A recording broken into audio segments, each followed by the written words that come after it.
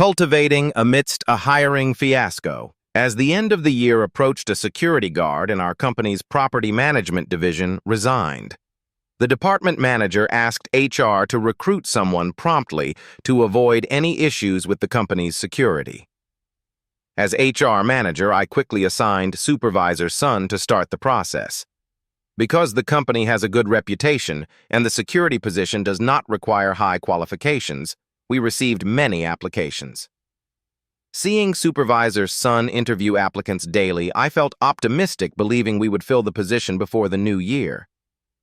However, some unexpected events occurred. After over 2 weeks of interviews, supervisor's son recommended several candidates, all of whom entered the probationary period with the approval of the security team leader. Unfortunately, every one of the trial employees resigned the next day without exception.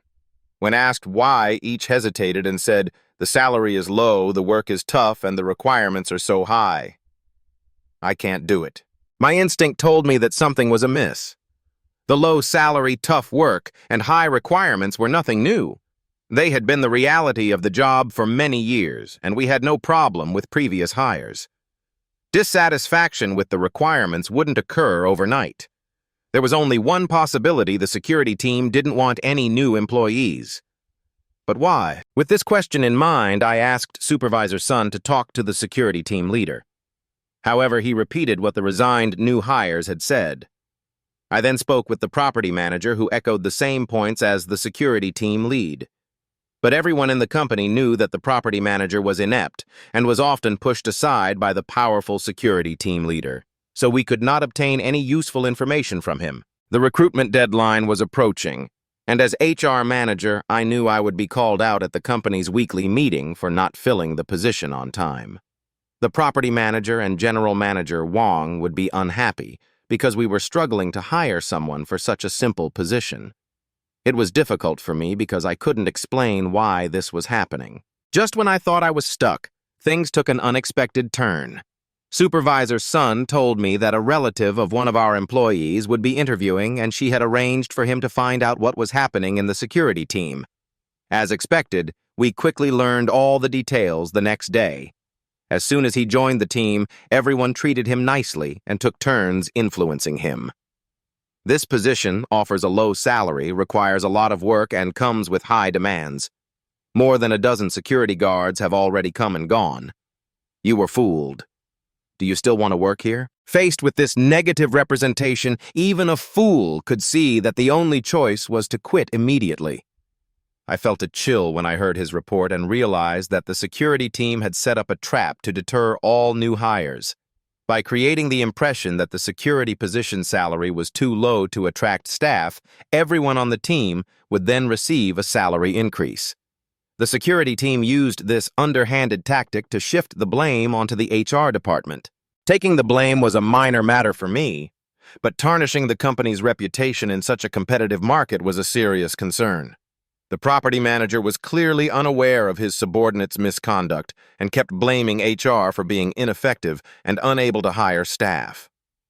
Feeling a sense of injustice, anger welled up inside me. There was no time to hesitate. I had to report this to management right away. I immediately went to General Manager Wong's office to inform her of what I had discovered. Wong holds a high opinion of me and usually agrees with my proposals, so I was confident she would reprimand the security department. Unexpectedly, General Manager Wong responded angrily, "You're all shirking your responsibilities and finding fault with the other party. Let me see how you resolve this." I was stunned. At that moment, the words "you're all finding fault with the other party" resounded in my ears. I'm a cultivator, and I needed to look within. I tried to perceive my colleagues as practitioners in my face study group who were offering me advice. Were my anger, grievances, and blame in line with the mentality of a cultivator, I had completely forgotten that I was a cultivator and should approach problems differently than ordinary people. Wasn't looking inward the magical tool for us cultivators? It should work when encountering problems anywhere. Instead of complaining, blaming others, or shirking responsibility, I needed to look inward to find what I had done wrong. I would undoubtedly find the best way to resolve the issue. I stood up and quietly left.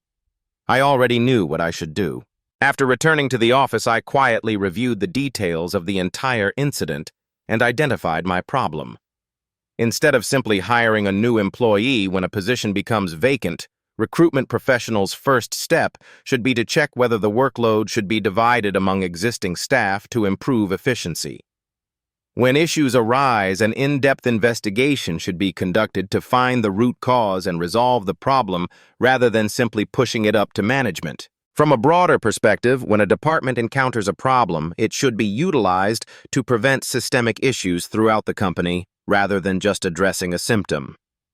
In light of this, I recognized several shortcomings.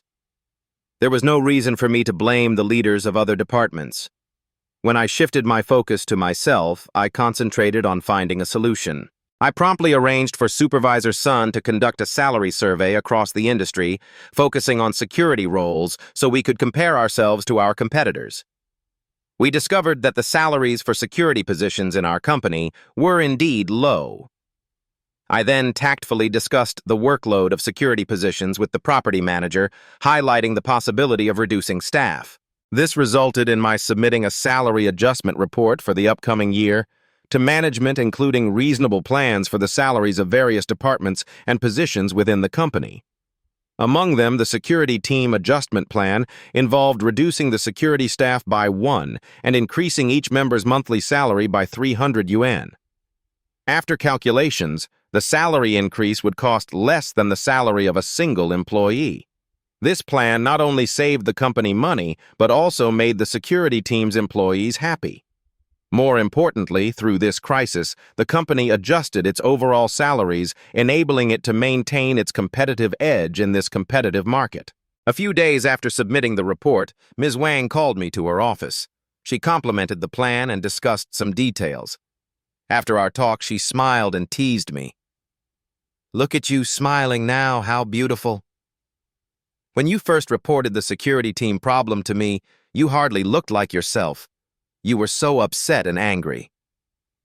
In thinking about my mindset that day, I realized how ugly I must have looked. I was filled with self-righteous indignation and now felt ashamed. Fortunately, I woke up in time and resolved the matter with a cultivator's mindset. Through this incident, I have reflected on my work and gained a deeper understanding of my cultivation. At the end of each year, the chairman of the board conducts in-person performance reviews for middle and senior executives so everyone feels anxious. This year, I used a PowerPoint presentation to convey my key message during the review. In comparing our situation with our competition and the complex market, I emphasized the importance of using my desire to improve myself as an example to help make our workforce more efficient. During the performance review, I noticed the chairman looking at my presentation with a solemn expression. In the final review session, he praised my clear thinking on the issue. Under the circumstances, being able to look at issues that way shows a kind of courage. This approach, which starts with oneself to find a solution to the problem, is truly unique. If all middle and senior executives at the company could think and act like the HR manager, the company's development would be unlimited. Of course, he gave me a very high score in my review. General Manager Wang also looked at me approvingly. They all knew that I practice Falun Dafa. In the blink of an eye, Dafa has been spreading worldwide for 33 years. Dafa practitioners follow the Fa's principles as guidance and incorporate cultivation into every aspect of their lives. When I look inward and take the success of others as my goal, I experience Dafa's profound greatness. August 23 to 2025. By a Falun Dafa practitioner in ChinaMinghui.org.